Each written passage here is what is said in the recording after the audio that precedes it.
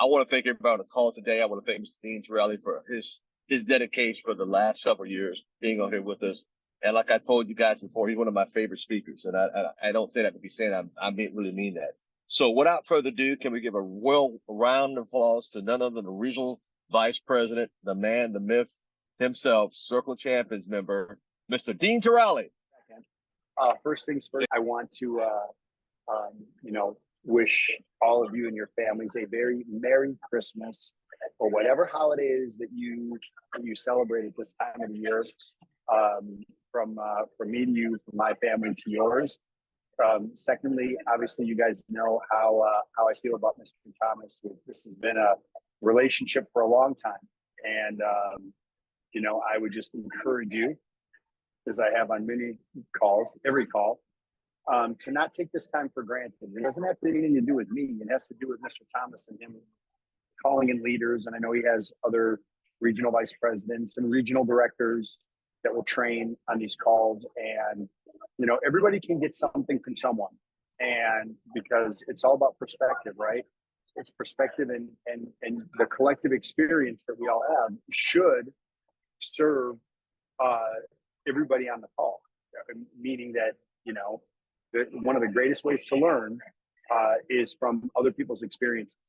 So I always tell people, man, when you have the chance to sit, listen, and learn from someone, try not to be defensive, try not to have too many distractions so you can get the information that they're giving you, because one piece of information could dramatically change somebody's business. So, Mr. Thomas, I appreciate you, grateful for your leadership, not only for, our private conversations, but what you've done for the company and the team. It's awesome. It's selfless, which is great. It's a quality of a leader for sure. So thank you, Mr. T. Appreciate you very much. So he said a couple of things. Okay. I asked him where he is and what he's doing. So he did two things that are applicable to your ACN business. Number one, what did he do? For his team, he created an incentive. So that incentive was, hey, man, here's this trip. We're in this area for the people that qualify. So there's an incentive for people to go to work. There's a reward. There's a pot of gold, fighting to get to the rainbow. There's a pot of gold at the end of it. So that's something that he did, is he created an incentive. Here's the other thing he did, which supersedes all of it, is he created curiosity. Yeah, Rick Kubiak just said it. He created curiosity, right? So that's what we do in our business. Get people curious. Get them curious to look. Get them. If you get people asking you questions and they become inquisitive, that means you've done a good job at creating curiosity. You guys, you can't, don't spoil the meal, right? You get people curious about what it is that you're doing, what it is that's got you. Look, if you're not excited about what's going on, and you're not excited about the opportunities locally, regionally, nationally, internationally, then if you're not excited about it, why in the world would someone be curious to know what you're up to? If you're bored thinking or talking about it, why would they want to know? In fact, they wouldn't want to know. So are your actions, activities, and your communication, are they functioning in a way to create curiosity, or are you boring them with are you boring them with the details of stuff that it's not applicable when they're new? Yes, people make decisions. they make decisions emotionally, and they justify logically, right? They make decisions emotionally and they justify with logic. So I think some people, and I make a note about this as well, they make decisions emotionally and they justify logically. Why is that important? It's important because I think sometimes people get those things in reverse order. They try to show them, they try to justify why they're bringing this up, and logically and this and gigabyte that and like details. Well, you guys, those details are not, they're important, but they're probably not going to get someone interested. I'll use the car example because it's really easy, right? When you go and you're going to buy a car, right? Which I always thought that car salesmen, they get the worst rep. Like, oh, are you selling me your car? Look, you wouldn't be on the lot if you didn't need a car. Like, are you joking? You're on the lot because you're either looking for or you need a vehicle, right? You know, and what do people say when they go into a store? Christmas time, what do they say when they go into the store? Hey, may I help you? No. Just what? Just looking. Just looking. No, you're in there to buy something. You're just looking to see what it is. So clearly you're looking, but you're there to buy. So I want you guys to think about this for a second. People make decisions emotionally and they justify logically. So think about this, right? They sit in a car. Could you tell me about the rich Corinthian leather? No, this just feels good. Could you imagine yourself driving this car? Could you could you get your hands on the wheel? Let's take it for a test drive. By the way, isn't it funny? You guys think about this. I just thought of this. Think about this. When you go to get a car, isn't it funny that I wish more people's cameras were on for this. When you get a car and you go you're in the market for a car and you meet with the salesperson, whoever it is, or whatever dealership or whatever make and model of car you want, isn't it interesting that when you get to that point, they don't say, hey, let's open up the owner's manual. That sounds like fun. No, they say, no, let's get in the car. I got to drive it up the lot, but let's have you drive this thing. You see if you like it, right? And isn't it funny? The owner's manual is still there, but you don't start with the owner's manual. You start with how you feel about the car, because if you don't have the feeling about it, the owner's manual doesn't make any difference. Am I making sense to anybody? You guys, like, this is really important to understand. Like, people, they make decisions and they buy emotionally and they justify logically. So after the test drive, what happens? Well, the car does this and it does that, and it's got this rating and this, that, and other, and it's got the 50,000-mile warranty, and you bring this back, free oil changes, blah, blah. Now you're getting the justification of why logically it makes sense, but the feeling. So how does that pertain to ACM? You guys, how would you feel if you had money coming in residual? How would you feel if you really had a team growing outside of your local market? How would you? I just got a rep alert right now. I'm on the phone or on the Zoom with you right now. Rep alert came in, right? How would you feel if that is happening for you on a daily basis? Now, look, I know Jamar Sharp knows it because he's been promoted. I mean, I could list any number of people. He's just right in front of me there, but I know there's people here that have had that happen. I know James Clark has had that happen. He's a regional coordinator. How does that make you feel? And feelings make a difference, right? They actually make a difference.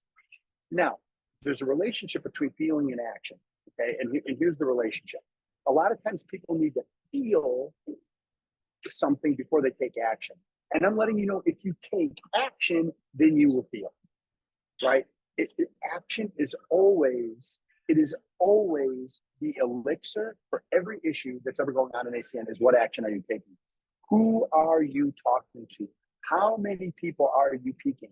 You guys, I'm telling you right now, you could be one of those ACN reps, and there's been very few in the history of the company that they talk to 5 people, and each one of those 5 people becomes a regional director in 5 separate teams. By default, you're a regional vice president.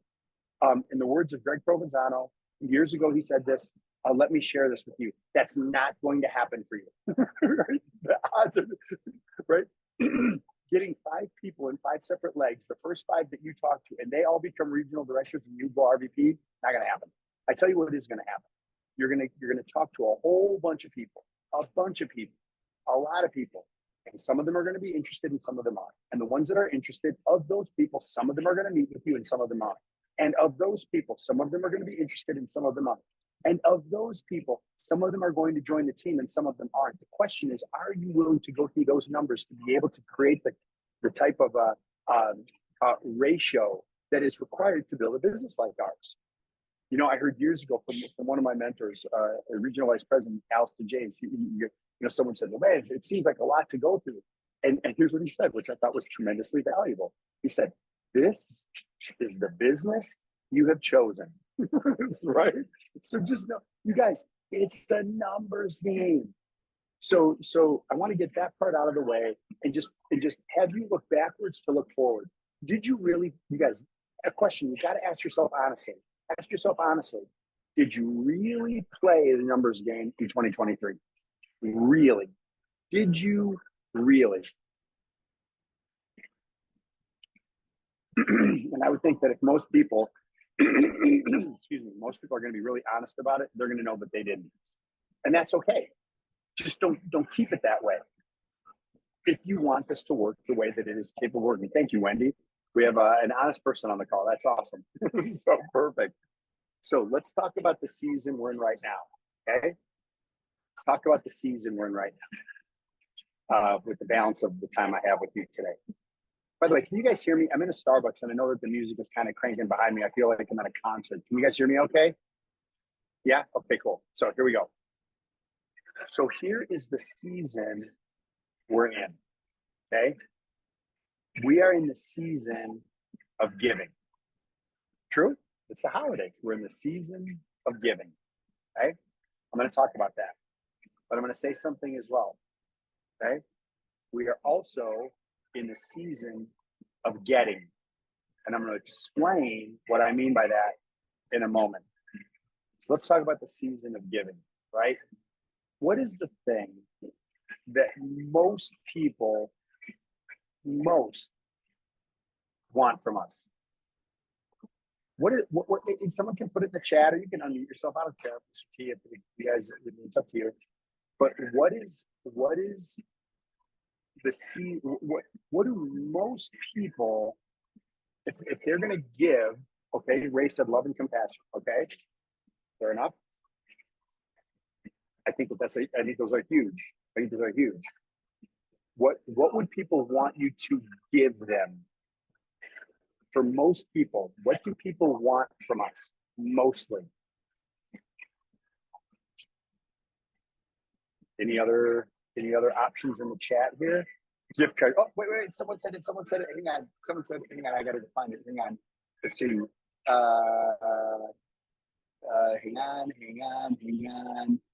Hang on. Wendy, Ray, love and compassion. Wendy, a smile for sure. Ray, gift cards. Buck got it. And as far as I'm concerned, Buck got the answer. Right? Brian, money for sure. Totally true. But what do people really want? They want time. They want your time. They want your time. Family, friends, especially the kids, right? Honesty, truth. God, these are great answers. Feel loved for sure. All of these are true. But they want your time. We're in a season of giving, and there's no more valuable present than someone can get. In fact, you write this down if you want.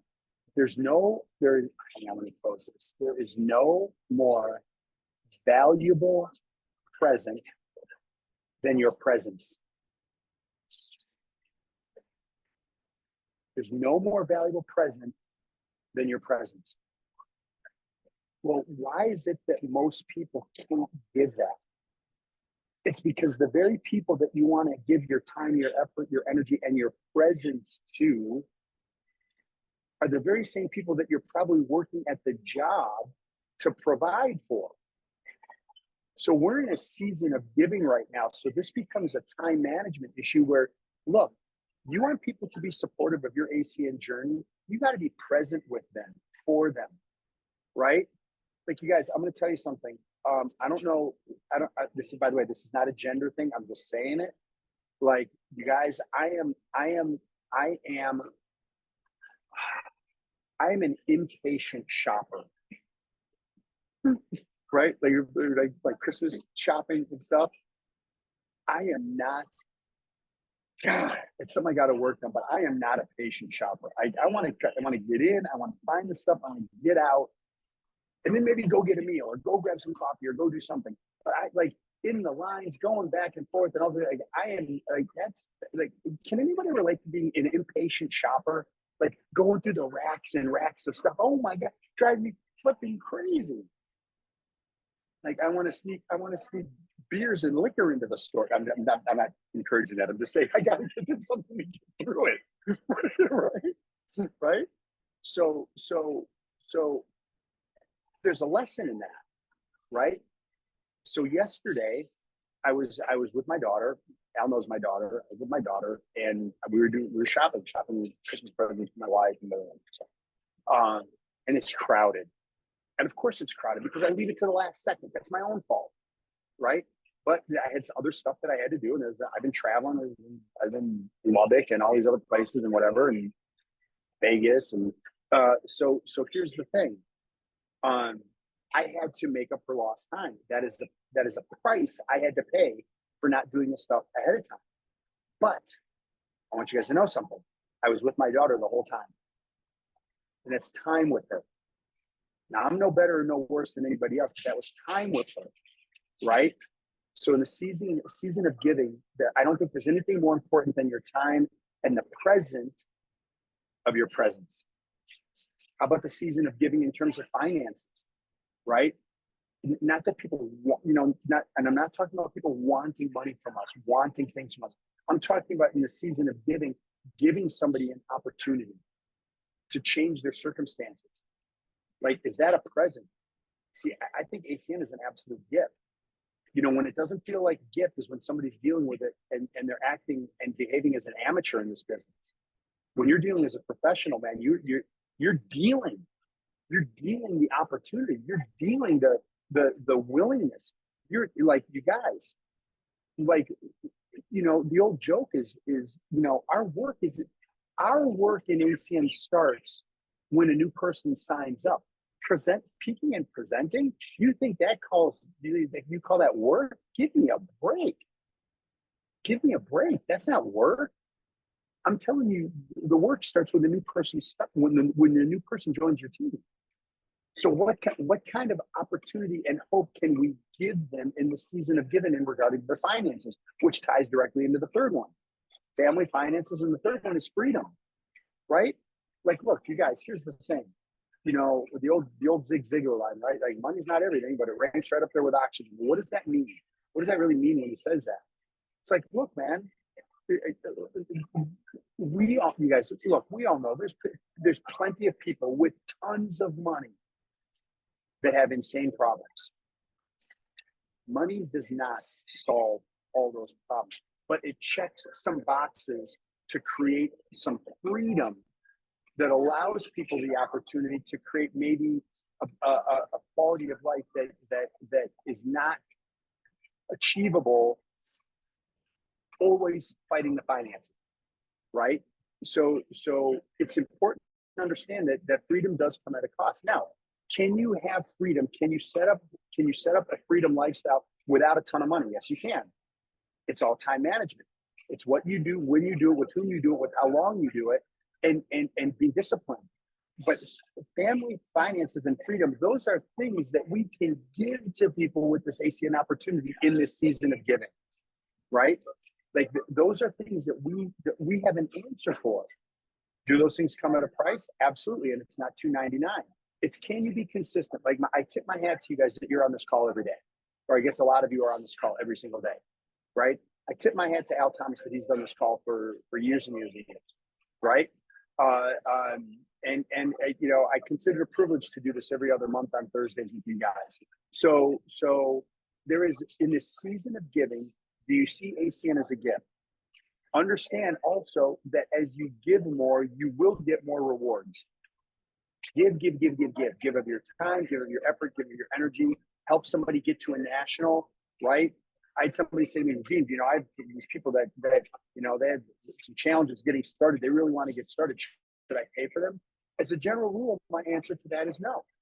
Let them figure it out. So it's worth more. But every once in a while, you guys are going to run across that person that you have a relationship with, and they just need a shot, right? They shouldn't be in a $2.99 issue. They just need a shot. We'll figure it out, man. Maybe you work something out with those people to help them get started, right? Like I'm not against that. I just don't want it to become the norm. But everybody's circumstances are a little bit different, right? Here's another part of the season of giving. Can you sacrifice for others? What does that mean?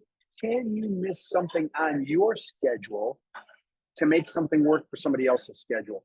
Can you rearrange things in your schedule to be there for somebody else's schedule, to help them advance and move their business forward, to help them see the opportunity, to get them to an event, right? You guys, it's challenging to achieve great things in our business without having that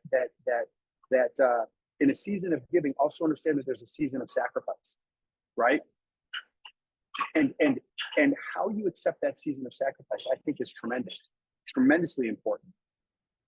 Here we go again. Or no, you know what? I get to do this. I get to move my schedule to help my business partner do this, that, or the other, right? You start stacking those things up. I'm telling you guys, I can predict your future. You're 100% going to have people join your team. You're 100% going to have people getting promoted, because the environment that you're creating and the feeling that you're giving to people in the season of giving would want someone to participate in what it is that you're doing. Does this make sense, you guys? Yes or no? Awesome. So now let's go to the second half. Perfect. Thank you. Let's go to the second half of this. It is the season of giving. So why in the world, in the season of giving, why in the season of giving, a few days away from Christmas, would I talk about the season of getting? Look. Oh man. I guess Mr. Thomas must have got disconnected. Is he still on? Is he not on? Did he get disconnected? Can someone tell? He got disconnected? He's not on? Okay. Yes, he's got disconnected. Well, all right. Thanks, man. Appreciate it. Okay. So the season of getting. Okay. How do I say this so I make a point? You got to save yourself. You got to save yourself. You got to be an example. You got to be an example. So when I say the season of getting, let's talk about this. Let's talk about getting habits right. This is a season of reestablishing, or maybe establishing for the first time, your habits, right? The season of getting your habits right. A season of getting consistent. A season of getting your performance at a high level, right? So a season of getting your habits right, a season of getting consistent, a season of getting your performance where you want it. Look, you guys, write this down. High performers have high expectations. High performers have high expectations. I expect to be on the production charts. I expect to have people joining my team. I expect to have 10 people join my team before the end of the month. I don't care what your flipping situation is right now. What are your expectations? Are your expectations to have 10 people join your team before the end of the month? Then let's go after it. Set those expectations high. You guys, don't be afraid to set a high expectation because you're afraid you may not hit it. Look, if you're at 0 reps for the month and your expectation, and you truly look in the mirror and you set your expectation for 10 reps this month and you end up with 5, you only got half of what you were expecting to get. That's 5 more than you were going to have without the expectation. High performers have high expectations. You guys have to make a decision. Do I want to be a low performer with low expectations, or a high performer with high expectations? And you need to get that straight for yourself, right? Look, a really good coach or mentor is going to stretch you, going to push you to do more than you are capable of doing without that coach or mentor. No question about it, right? So when I say to you guys, right, and there's people on this call, they haven't signed up a customer in 2 months. They haven't signed up a rep in 2 months. Change that before the end of this month. Change that before the new year. Have a new rep to work with. You want to know what, by the way, you guys, let me show you something. Ready? You want to know what a new rep has? I'm going to show you on my phone. I'll show you on my phone. You want to know what a new rep has? A new rep has this. Contacts. A new rep has contacts, right? One person can make that difference.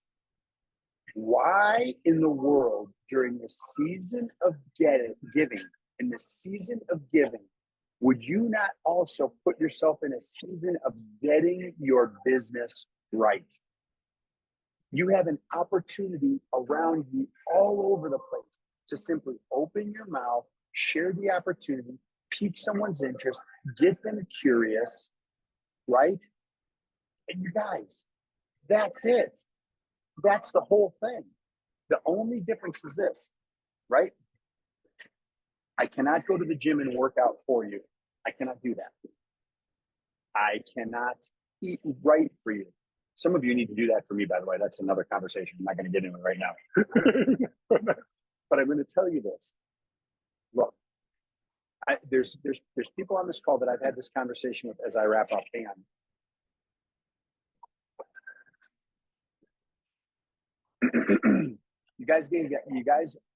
You all have the playbook. You have the notes. For the love of God, respectfully, so many of you are so great at taking notes and getting the information. It is time to put that into action. Last thing I want to leave with you in terms of business building is this, whether it's acquiring customers, building a team, is you guys really have to respect your role. You got to respect your role. And if you wear too many hats and you're capable of wearing all the hats, if you wear too many hats, you're giving the new person an inaccurate depiction of what their role is going to be. If you peak them, you present them, you launch them, you're trying to do all those things, you're be like, yeah, I can't do all this. Whatever made you think I have time to do all of this? Your job is to pique their interest, get them curious, and get them to the leader that you're working with. So that person will do the same freaking thing for you. And then they look at you and go, well, shoot, I can do that. Hey, do you look at other ways of making money? Do you look at other ways of making money? Do you look at other ways of making money? Do you keep your business options open? Do you keep your business options open? Do you keep your business options open? Are you open to making more money in 2024? Are you open to making more money in 2024? Are you open to making more 2024? Yeah, I can do that. But getting all bogged down in all the gigabytes and megawatts, download speeds, all the intricate information, you guys, that is taking a person walking into the car lot and trying to show them the technical specs of the car. It does not serve you any good purpose. So as you guys know me, typically when I train something, everything's going to come full circle. So having this come full circle is let them feel the car, let them get it on the road, take the turn, pump the stereo, open the sunroof, like let them have that experience. We are in a leadership development business. And you guys, let me tell you something. We are not selling services. We are not selling services. We are not selling services. The services are the vehicle, and the vehicle is freaking genius. We are selling dreams. You are a dream seller. And you want to know what? Most people's jobs take their dreams, consciously or unconsciously. And what we're saying is have your job, full-time at your job, part-time at your fortune. You know, work full-time at your job, work part-time on your dream. What does that look like? What is that defined like? Right? More time, more money, out of debt, take care of family, take care of parents, time freedom, travel freedom, being able to do those things. That's the opportunity we have. And that needs to color every conversation that you have as it pertains to ACN. You guys, what were we? Look, we're at Christmas, you guys. Gosh, I wish more people's cameras were on. I'm going to tell you something. What were we told when we were kids? Dream big. Dream.